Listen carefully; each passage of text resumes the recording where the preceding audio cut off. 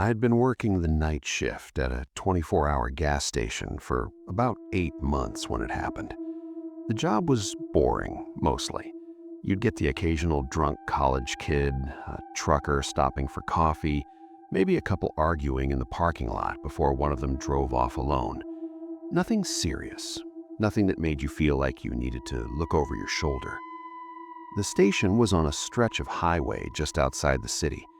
There was a McDonald's about a quarter-mile down, a motel that looked like it hadn't been updated since the 80s, and then mostly dark fields on either side of the road. After midnight, traffic dropped to almost nothing. You could go 30, sometimes 40 minutes without a single car pulling in. I used to pass the time by restocking shelves, wiping down the counters, and watching whatever was on the small TV mounted in the corner. The first time I saw him was on Tuesday, around 2 in the morning. He pulled up to the pump furthest from the building, which wasn't unusual. A lot of people prefer the pumps farther out. I'm not sure why. Maybe they liked the space. He sat in his car for a few minutes before getting out. I noticed because I had nothing else to look at. The car was a dark blue sedan, older model, one of those cars that just looks like every other car, nothing distinctive. When he finally came in, he walked straight to the back cooler, stood there for a long time, then came to the register with a bottle of water. He paid cash. He didn't say anything beyond what he needed to say. I told him to have a good night, and he looked at me for just a second longer than felt normal before he nodded and walked out. I didn't think much of it. Quiet people aren't strange. Some people are just tired. He came back Thursday. Same pump, same long wait in the car, same bottle of water, cash, no conversation. This time, though, while I was making change, he said, "You're always here."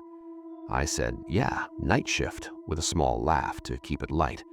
He said, "Every time I come by, you're here." I told him it was a steady schedule, trying to keep my voice even. He took his change and left. I stood behind the counter after he drove off and tried to talk myself out of the feeling sitting in my stomach. Maybe he drove this highway regularly. Truckers, salespeople, people with weird work hours, they all develop patterns. It didn't have to mean anything. I almost believed that. The fourth visit, he didn't buy anything. He came in around 1:30, walked to the back of the store, stood in the chip aisle for maybe 5 minutes, then walked back out. I watched him the entire time on the small monitor behind the register. He didn't look at any of the products. He just stood there facing the shelf, and once he turned his head slightly in the direction of the counter. I couldn't tell if he was looking at me from that angle or just looking at the wall. When he got back in his car, he didn't leave right away. He sat there for 20 minutes. I know because I kept glancing at the clock. I had my phone out and I had my manager's number pulled up, but I didn't call. I kept thinking, what am I going to say? A man sat in a parked car? That's not a police matter. That's barely anything. Eventually, he drove off. I told my coworker Dina about it when she came in for the 6 a.m. shift. She listened carefully and then said, "You should tell Mike," meaning our manager. I said I would, but I kept second-guessing myself. I had no real evidence of anything. The man had come into a public store multiple times and bought water. That was the whole story. I did mention it to Mike 2 days later, keeping it casual, framing it as just something a little odd. Mike nodded and said he'd take a look at the footage. He came back 20 minutes later and said, "Yeah, that's a little weird," but didn't offer much beyond that. The fifth time was different. It was a Friday, closer to 3 in the morning. The parking lot was empty and had been for almost an hour. I was behind the counter going through a delivery invoice when I heard the door open. I looked up and it was him. He walked in with the same unhurried pace, but this time he came directly to the counter. He didn't go to the back, didn't pretend to browse. He put both hands flat on the counter and leaned forward slightly and said, "What time do you get off?" My heart was going pretty fast at that point, but I kept my face neutral. I told him I had someone picking me up, which wasn't true. I usually drove myself home. He nodded slowly and said, "This is a lonely road at night." I said, "I'm used to it." He looked around the store once, slowly, like he was cataloging the space, and then he looked back at me and said, "I'll bet you are." Then he bought his water and left. As soon as his taillights disappeared, I called Dina. She didn't answer. I texted her what happened, and she called back within 2 minutes. She told me to call the police non-emergency line. I did. The officer I spoke to was polite, but said that without a direct threat, there wasn't a lot they could do, but that they'd have a patrol car check the area when they could. A patrol car came by around 4. I waved from inside, and they waved back and moved on. Nothing happened the rest of the shift. I drove home in the early morning light, taking a different route than usual, checking my mirror more than I needed to. I asked to be moved to days. Mike said he'd look at scheduling, and it would probably be a few weeks. I said okay. The man didn't come back the following week, or the week after. I started to wonder if I'd overreacted, if he was just an odd person passing through and the whole thing had been circumstance stacked on coincidence. That kind of second guessing is almost worse than the fear, because it makes you feel foolish, and when you feel foolish, you let your guard down. He came back 5 weeks later. It was a Wednesday, just past 2 in the morning. I saw the dark blue sedan pull into the far pump, and my whole body went cold. But this time, something was different. He got out of the car, and then another person got out of the passenger side, a woman. She was looking at her phone, and they spoke briefly before both walking toward the building. I braced myself. They came in. He went to the cooler. She went to the snack aisle.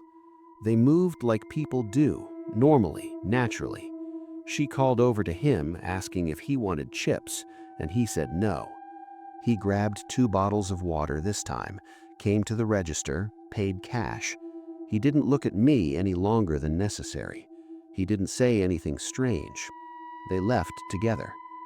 I watched the car pull out and turn back onto the highway, heading north. And I stood there, not knowing what to feel. Maybe the woman was always part of his life and he'd just been traveling alone before. Maybe he'd never meant anything of any of it. Maybe I'd been frightened by a man who was nothing more than quiet and strange looking. But here's the thing I keep coming back to. As he was paying that last time, while I was putting his change on the counter, I noticed something on his wrist when his sleeve shifted. A thin, red mark, like a rope burn or a restraint mark, horizontal across the wrist. I didn't say anything. I didn't stare. I just finished the transaction and watched them leave. I never saw him again after that night. But I think about the woman sometimes, whether she was okay, whether she'd chosen to be in that car. I never found out, and not knowing is the part that still sits with me. I took the overnight security job at the warehouse complex because it paid $4 more per hour than anything else I could find at the time. It was just me, a flashlight, a radio that barely worked past the second building, and about 6 acres of mostly empty storage units and loading docks. My shift ran from 10 at night to 6 in the morning. I'd do a lap of the property every hour, check the locks on the loading bay doors, make sure none of the motion lights had triggered without cause, and then sit in the small guard booth near the main gate. The booth had a space heater, a mini fridge, and a mounted monitor that cycled through feeds from 8 cameras. Most nights were completely uneventful. The first sign that something was off was the gate. About 3 months into the job, I started noticing that the padlock on the east service gate was sometimes positioned differently than I'd left it. Not open, just slightly rotated, like someone had touched it. I'd always leave the lock facing a certain way out of habit, and twice in 1 week I came back during my rounds to find it rotated about 90 degrees. I checked for scratches around the keyhole and didn't find any obvious signs of tampering. I mentioned it in my log but didn't escalate it. Then, one night, I found a cigarette butt near the back fence line. On its own, that sounds like nothing, but the back fence line was the furthest corner of the property, away from any road, any foot traffic, any reason for someone to be standing there. I picked it up and it was recent. The tobacco end was still soft. I started paying closer attention. 2 nights later, I was doing my 2 a.m. round when the motion light above loading dock 4 came on. I stopped. I waited. Sometimes it was cats or a plastic bag caught in the wind. I stood still for about a minute watching the area. The light timed out and went dark again. I walked toward the dock slowly, sweeping my flashlight across the concrete and the roll-up doors. Nothing was there.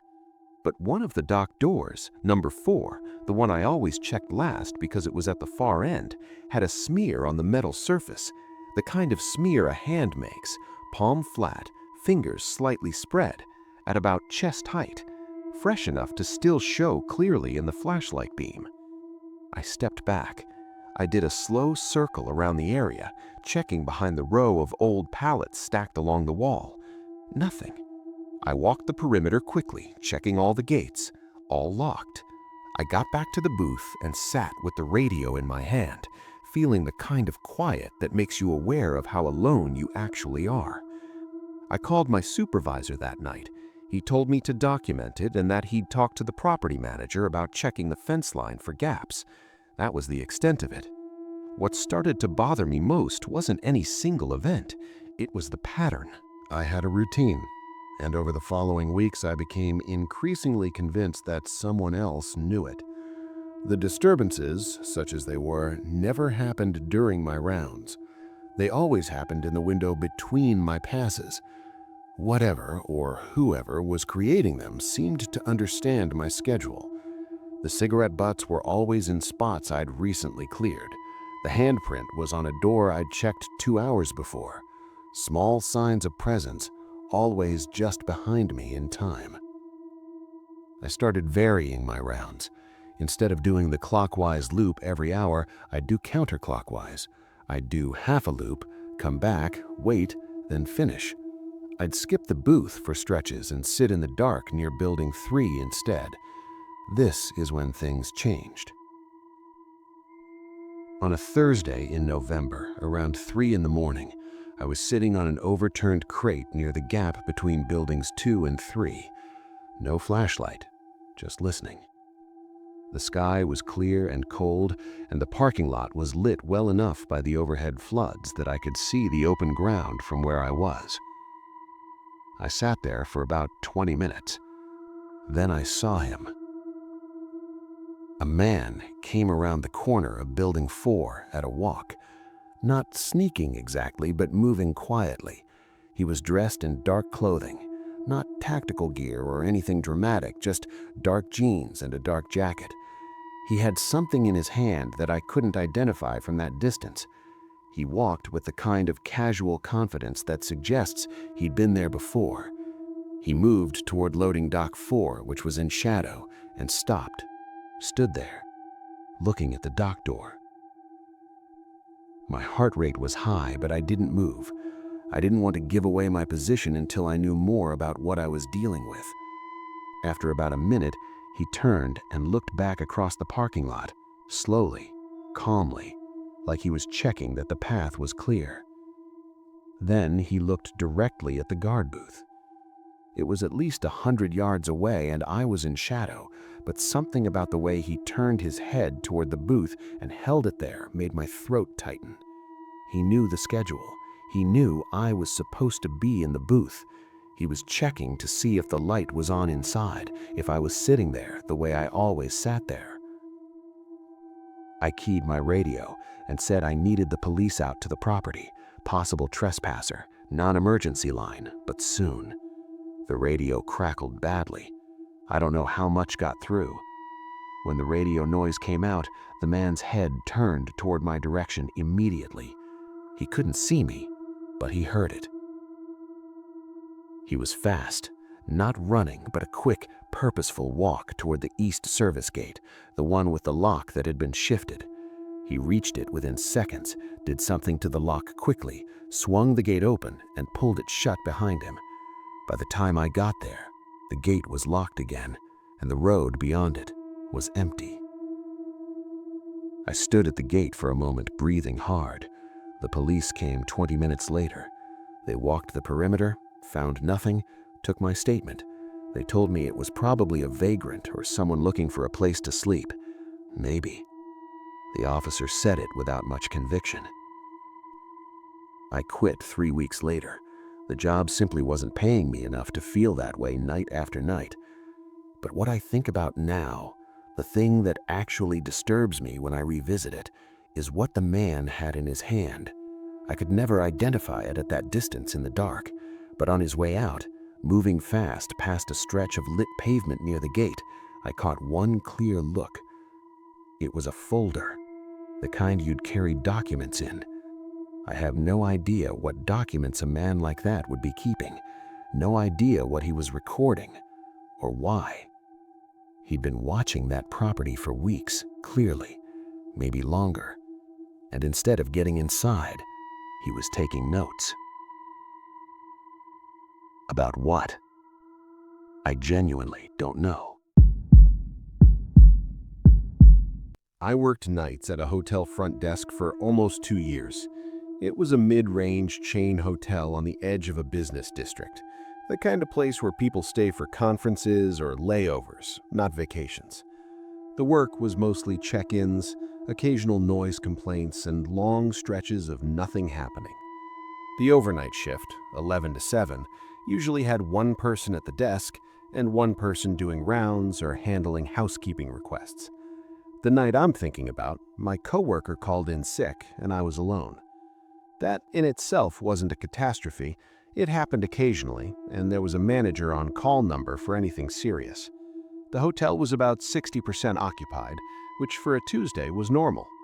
By 1 in the morning, everything was quiet. I'd done a walk of the floors, everything looked fine, and I'd settled in at the desk with a cup of coffee and the remainder of a slow night ahead of me.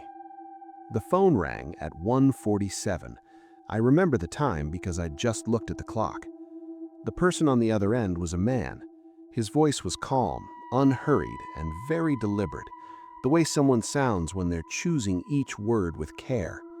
He said he was going to be checking in late and wanted to confirm the hotel had him in the system. He gave a last name. I looked it up. There was no reservation under that name. I told him I wasn't finding anything and asked if it might be under a different name. He paused for a moment and said, maybe it's under the other name. He didn't elaborate on what other name. I asked him to clarify, and he gave a slightly different version of the same last name, one letter changed. Still nothing in the system. I told him we had availability and that I could book him in when he arrived, that it wasn't a problem. He thanked me, said he appreciated my help, and then asked, "Is it just you tonight?"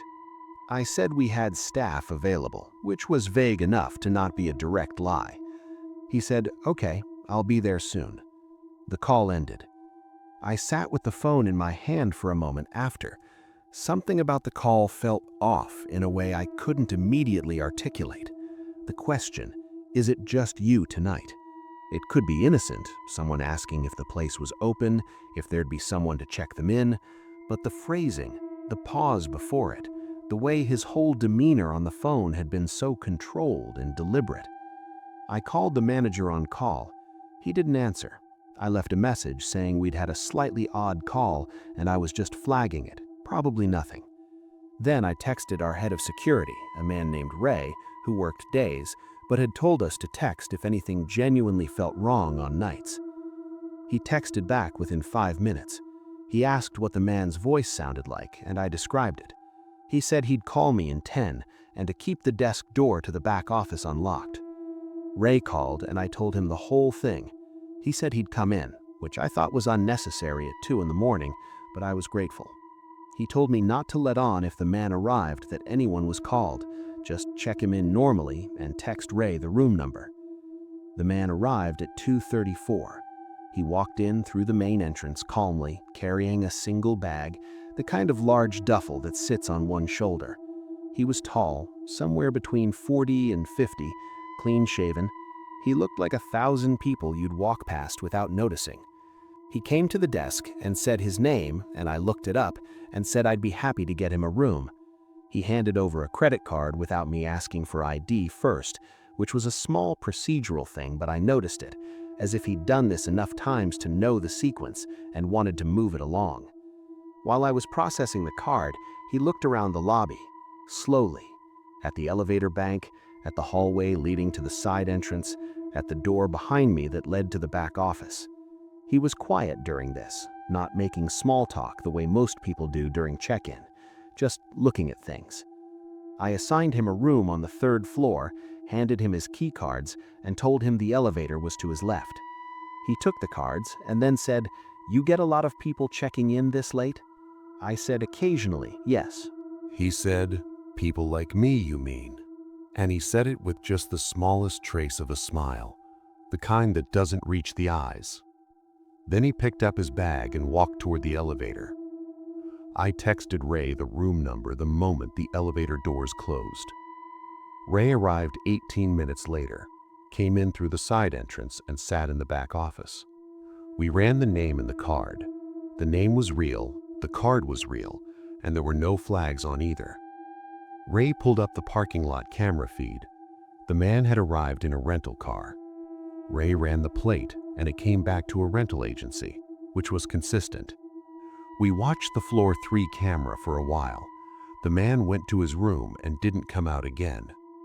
By 4 in the morning, Ray was saying maybe it was nothing, that some people are just strange. I agreed with him out loud. Internally, I wasn't sure. At 5:15, a woman came to the desk. She was in her mid-30s, dressed in business casual, and she looked exhausted in the way of someone who'd been driving for a long time. She had a confirmed reservation. As I was checking her in, she asked if her husband had already arrived because they'd been driving separately. I asked for his name. She gave me the same last name as the man who'd checked in at 2:34. The room I'd given him was on the 3rd floor east side. When I told her that, something crossed her face. She asked me which room specifically, and I gave her the number. She was quiet for a moment and then said, "He's not my husband." She said it quietly, without drama, just a statement of fact. She told me she'd been in contact with someone online for several months, someone who'd told her they were staying at this hotel for a work conference, who'd invited her to meet up, who knew her schedule, who knew she'd be driving in late tonight, and who had booked a room under what she now realized was a completely fabricated shared identity, a fake husband, a story designed to make her arrival feel expected and arranged. She had never met this man in person. Ray was on the phone within 30 seconds. The police arrived within 15 minutes. They went to the room on the 3rd floor. The man was gone. The window in his room was open, facing the exterior stairwell on the east side of the building. His bag was gone. He'd paid in advance, so there was no transaction to trace beyond the card, which turned out to be real, but registered to an address that was, the police told us later, a vacant lot. The woman sat in our lobby for an hour while she gave her statement. She kept saying she'd been so careful. She kept saying she thought she'd checked everything. She asked me at one point how he'd sounded on the phone when he called ahead. I told her he'd sounded completely normal, patient, calm. She nodded like that was the answer she'd already expected and looked down at her hands. The police told us there were similar reports in 2 other cities, different hotels, same basic pattern. They couldn't tell us how many times it had worked before someone like me had made a call like mine. That question, how many times, is the one I've never been able to stop thinking about.